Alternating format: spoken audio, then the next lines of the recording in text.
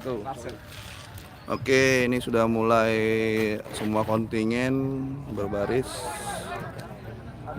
Kita di sini untuk siaran langsung pertandingan ketapel di Fornas ke di Palembang.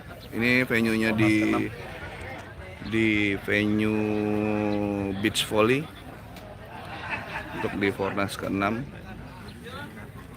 Kita juga di sini juga alhamdulillah bisa bertemu semua penggiat ketapel yang ada di seluruh Indonesia. Ada tadi kita ketemu dengan Hairil Aswin dari Kalimantan Timur, ketemu dari Kalimantan Selatan, ada ketemu juga dari teman-teman Jawa Barat, dari Jogja, dan ini kita juga ketemu senior dari Jaka Budiman.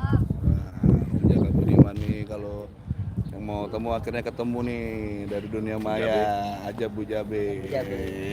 Lama Pak komennya. Di pelataran Minggu Dagangan. Iya. Panggilan ke-11 untuk Provinsi Jawa Barat. Kita nanti akan kita stay kan ini, kita live-in. Untuk lomba suntikan Provinsi Jawa Barat